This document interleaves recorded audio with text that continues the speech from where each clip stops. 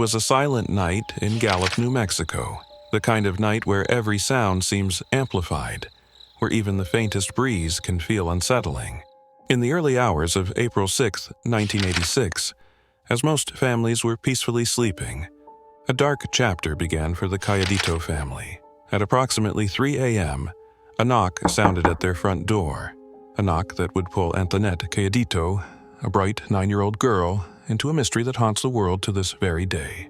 Anthonette had fallen asleep beside her younger sister Wendy, just two young girls, dreaming their childhood dreams, blissfully unaware of the nightmare lurking on the other side of their door.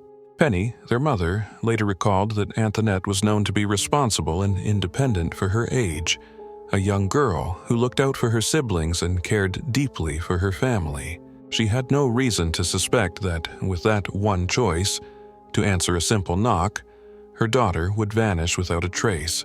When Penny woke later that morning, the world seemed as ordinary as it had always been. But as she walked through the house, calling Anthonette's name, a chill ran down her spine. Anthonette wasn't in her bed. Penny searched every room, every corner, every hiding spot. Her daughter was simply gone, as if she'd been swallowed by the night. In the frantic hours that followed, the Cayedito home became a whirlwind of questions and fear. Friends, family, and neighbors rallied to search the neighborhood. But with each passing moment, with every corner checked and alley searched, the realization began to settle. Anthonette wasn't nearby. She hadn't wandered off in the early morning hours. She'd been taken. The police launched an immediate investigation, turning Gallup upside down in search of the missing girl. The normally quiet town became filled with officers, helicopters, search dogs, and volunteers who combed the surrounding desert, hoping to find any clue that could point them to Anthonette. But their efforts seemed to hit wall after wall, as though something, or someone, was always one step ahead, hiding her from sight. Days turned into weeks, and the initial flood of leads soon dwindled to trickles, then silence. Then, almost a year later, in a shocking twist that sent shivers down the spines of investigators in the Cayedito family, a call came in that changed everything. It was early one morning in 1987. A dispatcher at the Gallup police station received a brief but chilling phone call.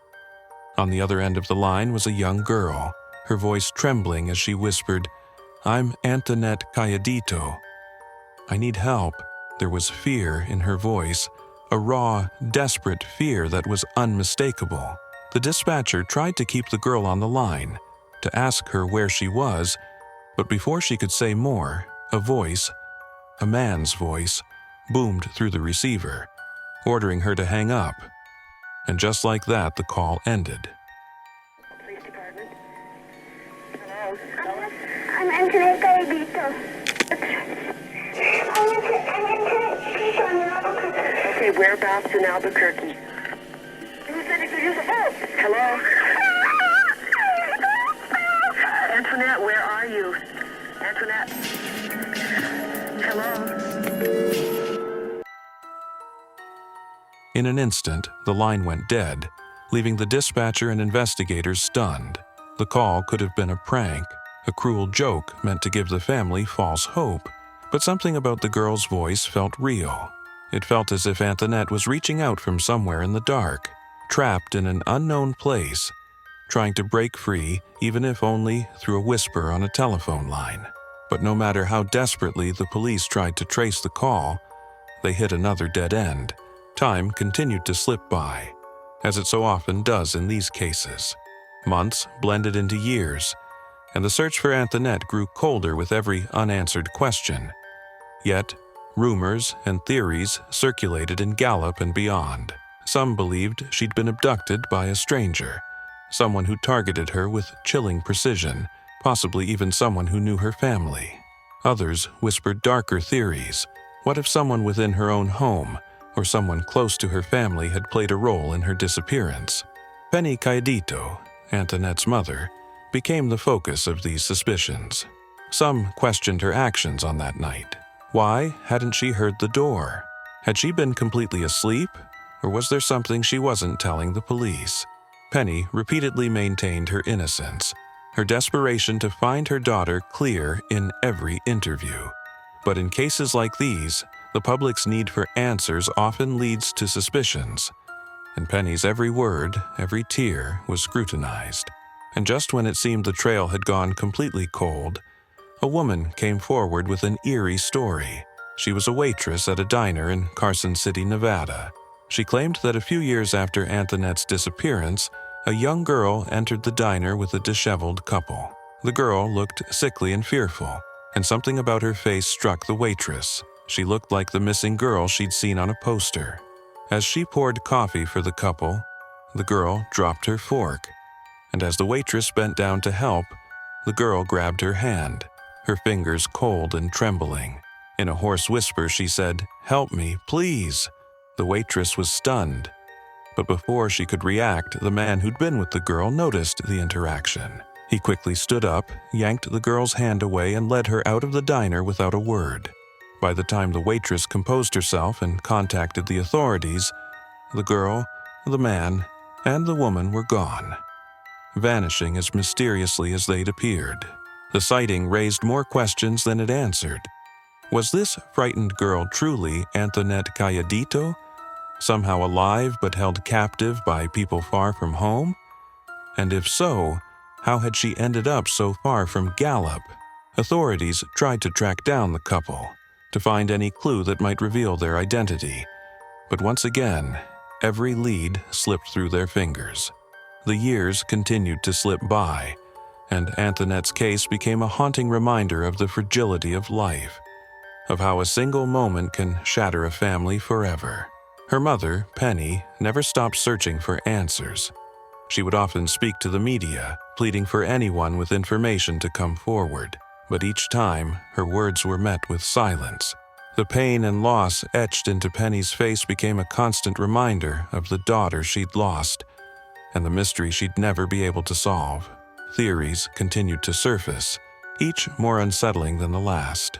Some people speculated that Anthonette's abductor might have been someone who'd known her family, someone who had gained her trust. Others believed that she'd been taken by a child trafficking ring, sold into a life of captivity where she could never escape or contact her family again.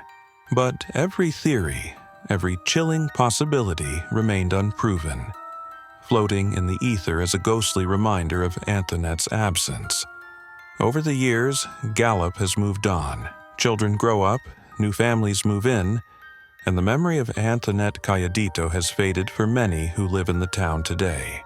But for her family, and for those who remember her, her disappearance is a wound that never healed. She would be in her 40s now, a grown woman with a life of her own if she had only come home. But the question remains, haunting every sleepless night, every dark road, and every whispered conversation in Gallup. Where is Anthonette Cayedito? Somewhere out there, perhaps, she is waiting, hoping that someone, anyone, will find her. Or maybe she's no longer with us. Her fate sealed on that quiet April night so long ago.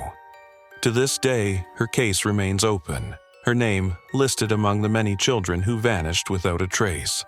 And though it's been decades since that knock on the door changed her life forever, Anthonette's spirit lingers, a ghostly reminder of a case that remains unsolved, a mystery that continues to haunt those who dared to care. And as we turn off the lights and close our doors each night, let us remember Anthonette and countless others who vanished without a trace. Because in the end, it's not just the Cayedito family who deserves closure. We all deserve to know the truth, to understand what happened in those early morning hours, to finally lay this haunting mystery to rest. As we reach the end of this story, thank you for joining us in exploring the mystery of Anthonette Cayedito's disappearance. Cases like this remind us of the importance of keeping these stories alive, and together, perhaps we can shed new light on what might have happened. Each perspective, each thought, adds to the tapestry of what we know and what we still long to uncover. If you found this journey as haunting and compelling as we did, feel free to share your theories or insights. Who knows? Maybe a fresh perspective will bring us all one step closer to the truth.